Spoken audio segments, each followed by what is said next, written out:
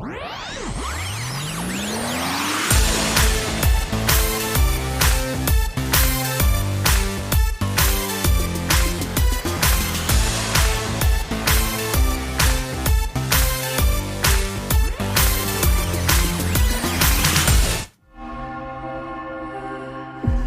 of this is my fault. The FBC gaining ground. Adriel freed. I need to make this right. And will Ava succeed or will Adriel prevail? This and so many questions to answer. Not sure where to begin, so we'll just start with hello and welcome to another episode of the Forever Fangirls podcast. I am Sheila Amato, and you can find me and my wife on our website at foreverfangirls.com. And I am Kimberly Amato, and you can also find us on Facebook, Instagram, and TikTok at ForeverFanPod. Same handle, all three socials where we're going to be the most active. We are your hosts, and we're glad you can join us. Initially, if we're being very honest, we were going to save our Warrior Nun Season 2 thoughts for our podcast. Our podcast.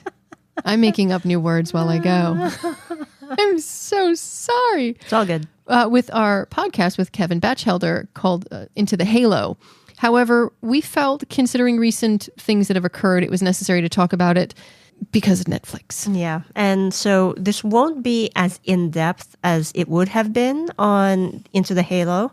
But that said, our standard spoiler warning applies here because if you have not seen season 2 of Warrior Nun, you will be spoiled. So please pause us, watch the 8 episodes, and then come back to listen to our discussion.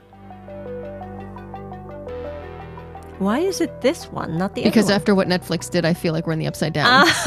Oh, goodness. Okay. So this is our first episode of 2023. Yay! We hope that everyone had a wonderful holiday season with family and friends. And we have a great lineup for you this coming year, and we are grateful to have you continue to ride on with us.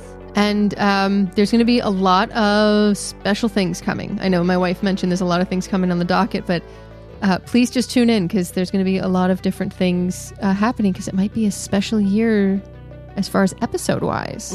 Okay. Teaser. You want to tease that more, or are you good? Teasing. Oh, you want to tease it more? No. Tease. Okay. Anyway, since we have a lot to discuss, we're going to just go ahead and delve into Warrior Nun Season 2. I'm just going to do the summary straight from Netflix. Alongside new allies, Ava and the Sisters of the Order band together and set out to take down a false prophet hell-bent on world domination. Why do you always whisper? I didn't whisper. I just spoke. You were whispering. But anyway, so there's no short summary to encapsulate all 8 episodes, and I can't just talk here and do a monologue. So basically what happened is the sisters had to retreat from Adriel's attack at the Vatican, and now they're scattered all over Europe. Ava Treese is real. Yay! Wow. Okay, and then we also learn about the backstory of not only Mother Superior, but we also learn Michael's fate, a little bit of the background from Adriel's storyline as well. Mm-hmm. And then we also find out, which side the Tarasques are on. They're on Rhea's side. Every time I hear Rhea, I'm like, Raya and the Last Dragon? No, it's Rhea. No, it's Rhea. And let's see, Father Vincent switches sides again. Pope Duretti is killed. Eek. And the season as a whole ends on a cliffhanger where Ava is sent to Rhea's realm and Beatrice leaves the order. What?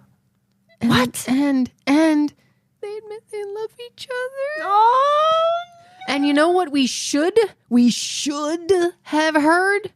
There's always more. But you know what we didn't hear? There's always more. With that, shall we start talking about the good first before you go into the bad? Ava and Beatrice are truly adorable screen together. Oh my God, they're just so cute. Like the longing looks and then the jealous stares and the Beatrice drunk and the dancing and Ava just watching.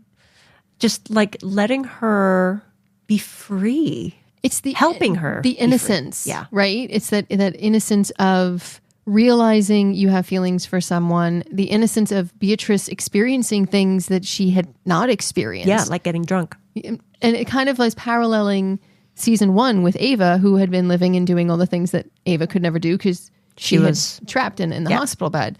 And so it was an interesting parallel, and seeing them come together was so full circle. Mm-hmm.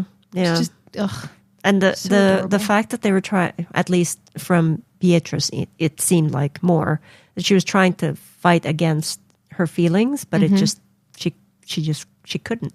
Yeah, she even, I believe, when they first kissed us, we can't. And Ava's like, whatever. I mean, look, you can't help who you love. Yes. Okay, so speaking of Sister Beatrice. Yes, what about it? She is still bad. Oh, I caught you properly that time. You did. Oh, look at that. She is. Oh my gosh. When the pole she was fighting with and like slams it to the ground, just collapses. I was like, ooh.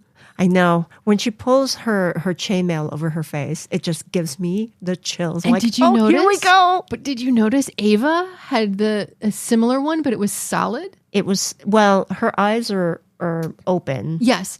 But it was just, I was like, oh, look, they have matching chainmail. It was adorable. It was. But I agree with you. Beatrice showed another level of fighting skills and the emotion behind like the fighting, especially when Ava was injured. Yeah. There's a lot more depth to it in the second season, and there's less build up because we've already gotten the foundation of season 1. So we kind of just go right into it. Right. And the thing that makes it a little bit more compelling for me is that Beatrice, even though she was still bad, she was more vulnerable in a way. Yeah. Because of how, she's exploring all of these possibilities with Ava that's so new to her. Right. And so it's just that she still can fall back on her skills, but then there's this part of her that if she's not careful can get really hurt. So it's that dichotomy, but the struggle within her, and it just endears her more to me. It's also fascinating to think about when they became part of the Order, they understood their role. They understood that they die. Camilla even says, the warrior nun dies. So there's this understanding of you love your sisters, but you know they're going to die. Yeah. And so in a sense, at least for me, you can love someone, but you put up walls and protect yourself a little bit because you're expecting something. So you protect your heart and you almost, I don't want to say become cold, but you know what I mean? Yeah. But like you said earlier, you love who you love and you can't, you can't help that. But my point is when Beatrice starts opening herself up more and allowing herself to feel beyond the walls she's put in place, there is that vulnerability and that fear of loss, and her fighting feels more emotional. Yes. And it's the choreography. Oh, yeah. Also feels like it changes a little to showcase that. Yes. And it's a very interesting switch. And that was in my humble opinion, that was very well done. Yeah. And that line that Camilla utters, that it's easy to fall in love with the warrior nun, but it's hard to love the warrior nun. Yeah. And that's like the underlying theme throughout the 8 episodes of the season. And that really is a guideline for life. It's really hard to truly love someone. It's easy to fall in love with them, but to love them long term through sickness and health and struggles and ups and downs, it is hard. It takes work. Yeah. It takes compromise. And, we've, in the almost 21 years that we've been together. Almost 22. Almost 22? Almost 22. Oh. 22 years together in March. Okay. My math is off. I got it right. I'm just pointing that out. We had to come to a lot of compromises. Yeah. But I don't regret any of them. Exactly. That's what I was going to say, is that, it was necessary for us to grow and move forward.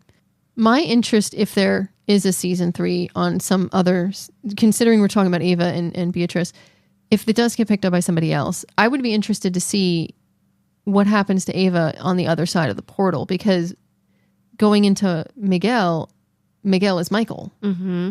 So that was a knock on the head for me, because I did not see that coming. You saw that a mile away. The first episode, I'm like, Miguel is Michael in Spanish. Is that Michael? And I was like, really, stop. I'm trying to watch here. And then it turns out to be, yes, it is Michael. I kind of was like, he shows up. All of a sudden, he's part of the resistance. We don't know how long he's technically been back, though. I don't think.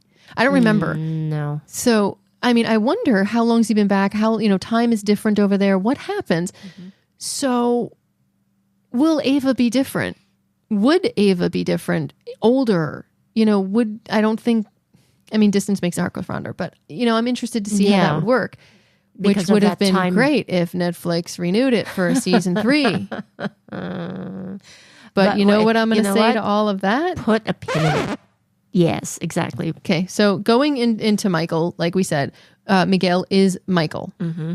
And so he came back through the portal because Rhea sent him back. Not Raya. Rhea. And he's supposed to be the thing that destroys Adriel. Well, he was packed full of divinium. Yes. To basically be a bomb. Yeah. So Ava would die.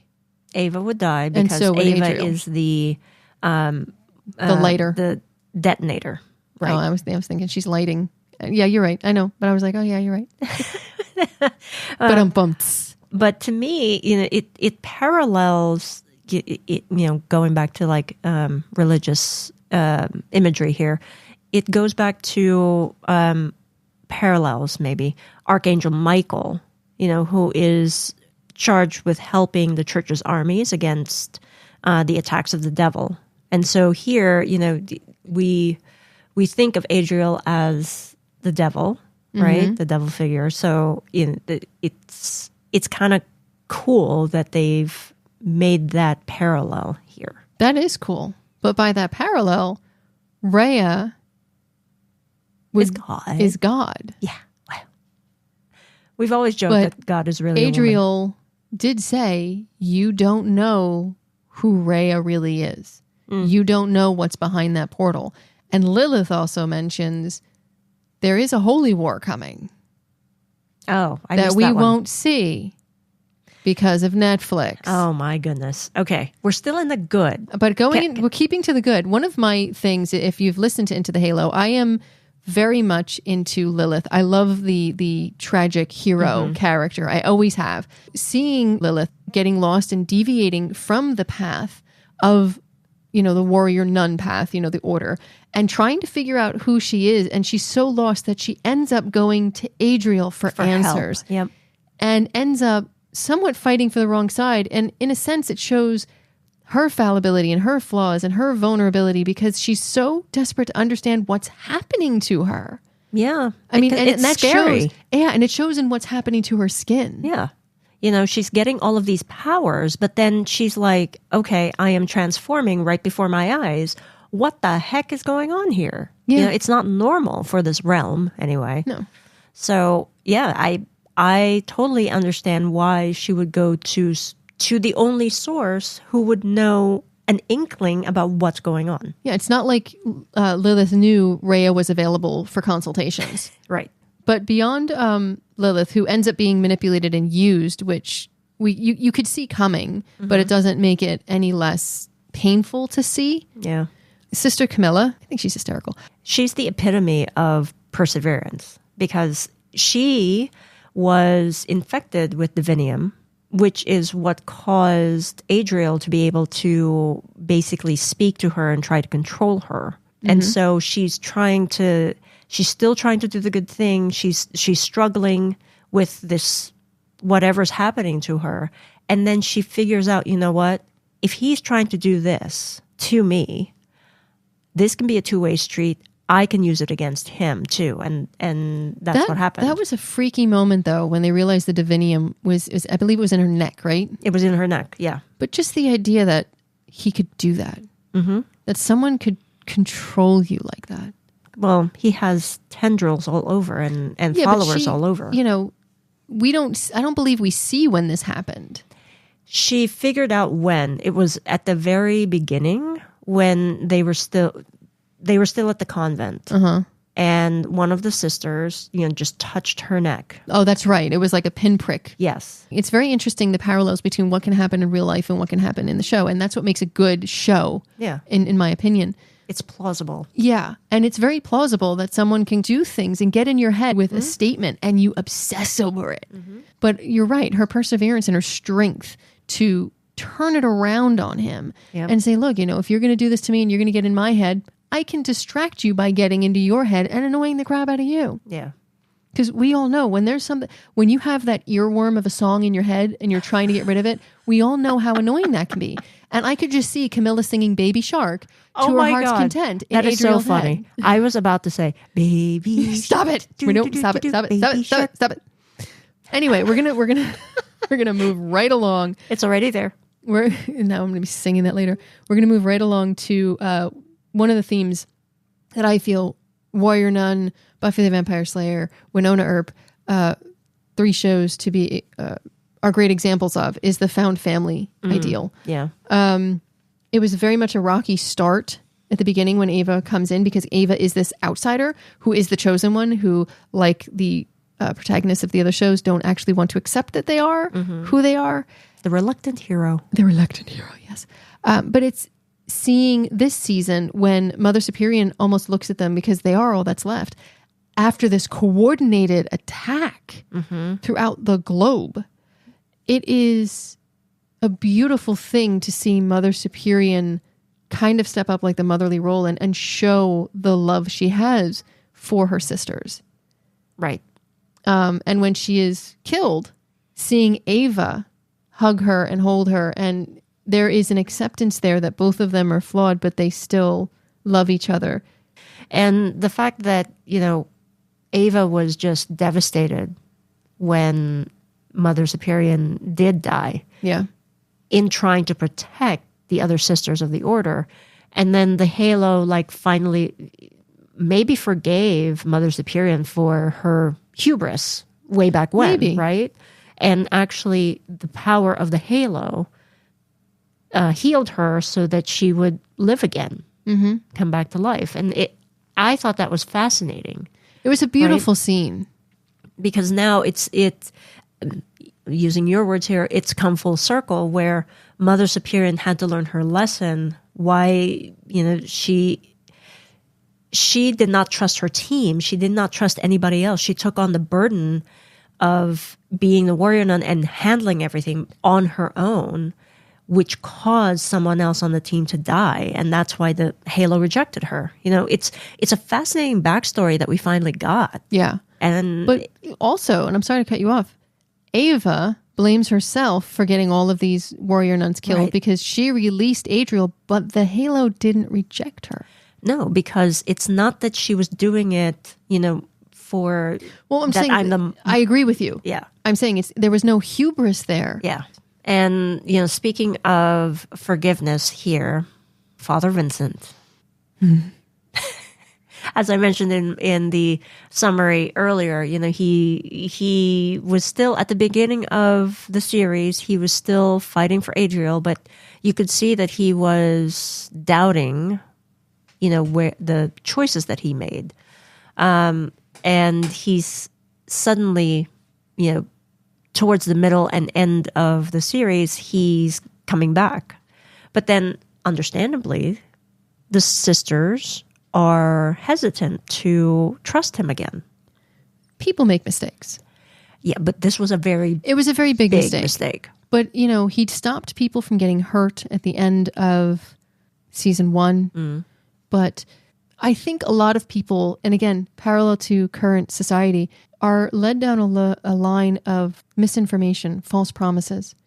And then when they realize the damage it's causing, they then want to turn around and try to stop it.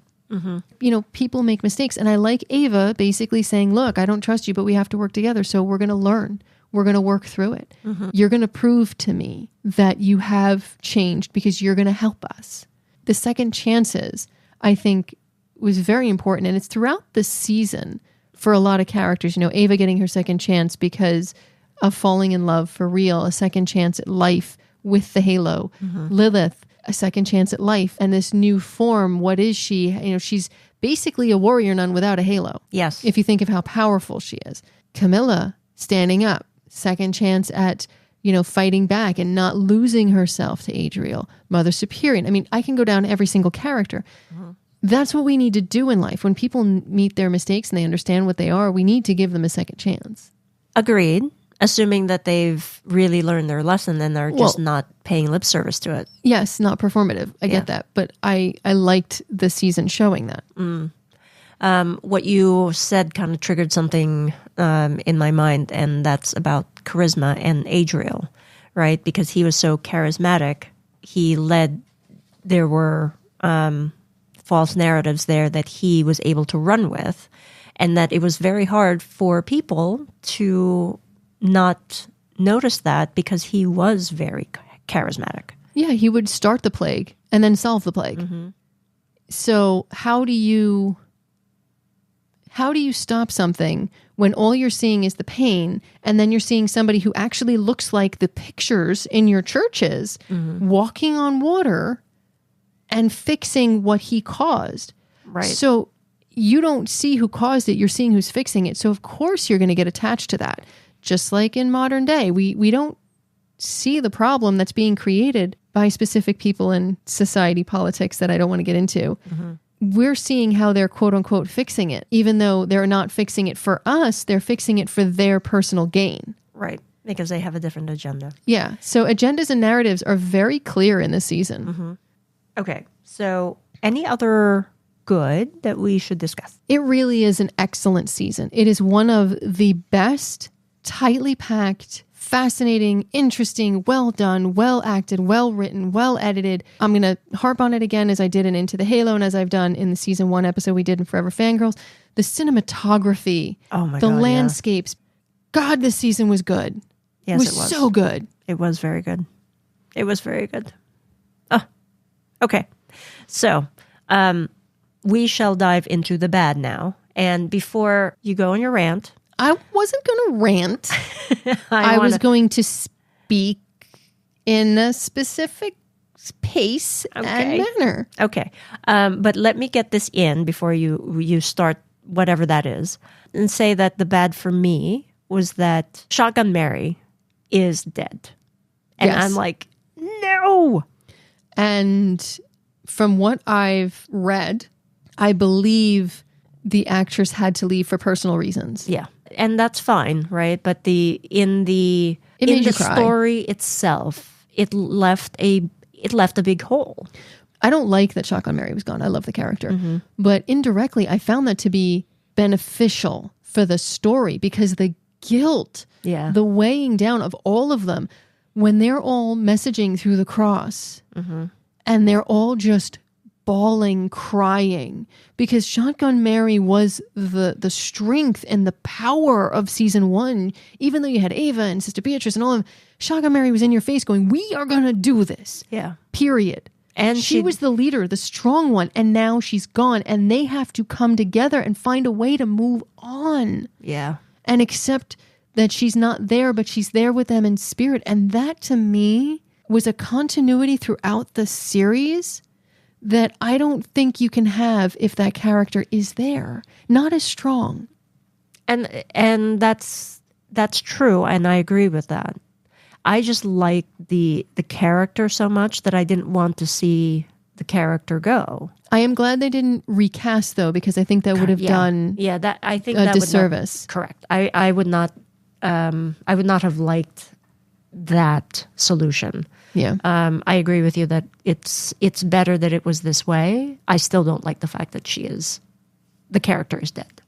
Am I ready? No, I don't know. I'm free and clear to go. Are you ready? Go ahead. All right. I'm just going to try to run through some bullet points. I will link what I have found in the show notes page. And I'm going to try my best not to rant and rave against the idiotic machine that is Netflix. Yes, I said idiotic machine that is Netflix, because I have no understanding of how the hell they do things, and I'm done trying. Warrior Nun, Rotten Tomato score of 100% from critics, 99% from the audience. Forbes wrote, Season 2 had Netflix's highest audience scores ever. Parrot Analytics, Warrior Nun is outstanding with a 28.9 times the demand of the average TV series in the United States in the last 30 days. As of this recording, it may have changed. TV Guide lists Warrior Nun is a recently canceled show that should be saved right along with, another Netflix show, Fate, the Winx Saga. In addition to that, just a few days ago, sorry to cut you off, but Netflix canceled another really good series that we started watching, 1899. And it was number 1 on Netflix's release. Top 10? Top 10 after just 3 days. Yeah. Right? So, I don't know, this must be a theme because it features a lot of the good that Warrior Nun has, as well as a same-sex male couple. So, I don't know, maybe that's the theme. And then we can just start going back to First Kill. I hate the feeling of watching something and then going, oh my God, I just wasted, an hour of my life that I'll never get back, or 2 hours of my life that I'll never get back. In Netflix's case, 8 hours. And so you don't know. Right. Like, they want you to keep watching it. And they're like, we've got all this. All right, I'm sorry. I'm just gonna cut you off for 1 second and say this. Fate the Winx Saga and Warrior Nun Season 2. None of them were promoted. None that I could see. I didn't see heavy promotion for Warrior Nun Season 2 at all. I didn't even know Fate the Winx Saga Season 2 even came out until all of a sudden I logged into Netflix one day and it was like, by the way, it launched. I was like, wait, what? Yeah. It's like they knew they were going to cancel it before they released it. And I got the same vibes from First Kill. So what are we talking about here? We continuously go into they need to promote, they need to keep seasons. Like Warrior Nun was shrunk down from 10 episodes to 8. So were they just going through the motions and their obligations and saying, it? Mm-hmm. I don't know. I know every time they cancel a show that has very high ratings and a very strong fan base, they immediately get a lot of cancel Netflix trending. And it does have effect. Mm-hmm. People are canceling it.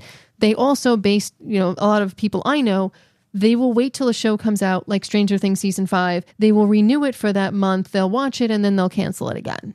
Yeah. Because it's a binge model. Right. But that's not a good business model at all. No, we've seen it with Disney Plus and Andor and WandaVision and all of their successful series. They release 1 episode a week. Mm-hmm. And people have the time to go online, and social media and marketing and everything else has a time to bolster it. So it even builds much more of an audience. Of course. Which is what Netflix should be doing.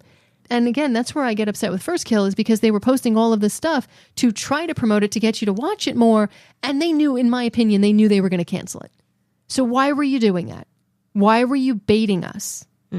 So that's why I think that I have to find that article again, but I read somewhere that, it is the cancel your gay trope now.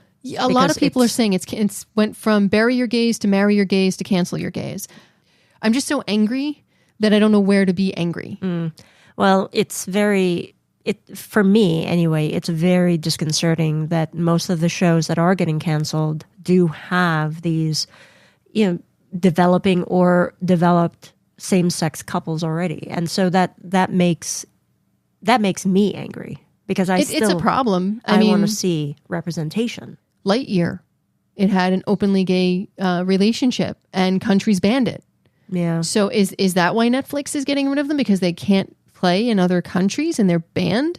And that's the thing, right? You want to see and watch stories that resonate with you. And if they're not real, you're gonna cancel Netflix. Yeah. Here's the bottom line for me. You cannot, in my opinion, keep making a one and done series. You cannot, in my opinion, keep pushing new content for us to enjoy, get involved in, and connected to, just to cancel it later because it didn't live up to your magical numbers that seem as real as a unicorn running through Times Square to ring in the new year. If you want subscribers to continue to pay you up to almost $20 a month, you have to put out the quality. You need to support those shows. You can't just go, oh, ding, ding, there's your little notification, like alarm, you got the new season. No. You need to have your social media actually releasing information and pushing it. I didn't see any of that. I shouldn't see the cast and crew doing more for promotion than you when you are the owner of the product. You want signups, but word of mouth for a great show is the best marketing you could ever ask for. Not the, quote, oh, don't bother, everything gets canceled, end quote, narrative, because that is how I currently feel. It would be great to actually look at what you have and go, hey, our audience really loved Warrior Nun. The critics really love Warrior Nun. The budget's a little too much for us. So we need to talk to the creators and see what we can do to reel it in. If they're smart, they do a 2-hour movie to finish everything, like they did with Sense8. Yeah. Well, we shall see, hopefully. And with that, I think we should just move on to the cute. Yeah, I'm going to apologize. That was like 5 minutes of me ranting. So you admit you were ranting. At the end, I kind of was.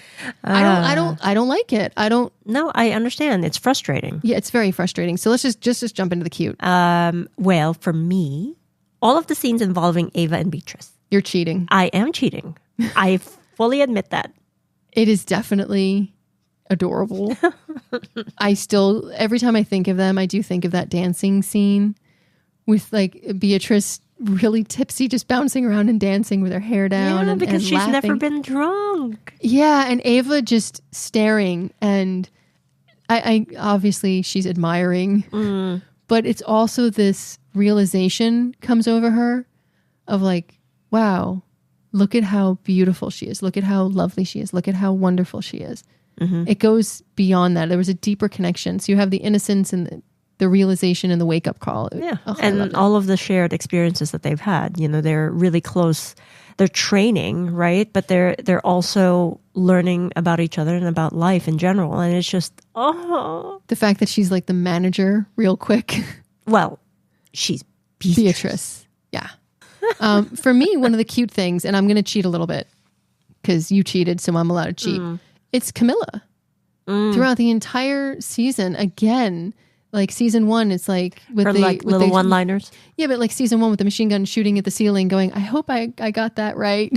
That message right, yeah. Yeah. So this time when she shoots a dart, and I don't remember the other nun's name, goes to the floor, and Mother Superior is like, Camilla. She's like, what? I thought you were done. You know, she won't know where you're going. Okay, so any other cute? The entire season has a lot of moments of adorable mixed in with serious. And it's really, I think we'd have to save that for Into the Halo. Okay. Not a problem. So I guess that concludes our discussion of Warrior Nun Season 2, eh? Yep. Okay. So it is time for our Forever Fangirls rating. Drum roll, please. We rate Warrior Nun Season 2 5 stars. Yay! Yay! And we agree on this rating. Is this going to be a rant again? No. You sure? Yes. Oh, I'm just gonna say my closing. Okay. I'm disappointed, but I'm not surprised by the lack of transparency, support, and communication coming from a corporation. This is a well-regarded show with a solid fan base, interesting stories, talented cast and crew, and it would have been much, much more with a little bit of backing. Instead, we're given a superior product that we as fans cherish, relish, and desire on what I feel has become an inferior service provider. I'm not sure if Netflix has provisions in their contracts stipulating that there's a no-compete clause, so you cannot take, say, one of their original series and try to pitch it to another streaming series. I'm not sure. There probably is. But I hope that if they keep canceling shows as quickly as they are, even if they are supported by fans and views, that they would allow those shows to find a home elsewhere. I don't think it's going to happen. But I really, truly do want to see Warrior Nun finding another home so that we can finish the story properly. I couldn't agree more. I, too, am very disappointed that Netflix is not going to bring the show back for a 3rd season. Its characters are so rich, and there's so much more story to tell. I really want to see if Ava and Beatrice find each other again. And, you know, what's the fate of the Warrior Nun now that the Halo's back in its home realm, right? I mean, what will happen to the Order? To Father Vincent? Still, there's just so many unanswered questions. There's always more. I I want there to be always more.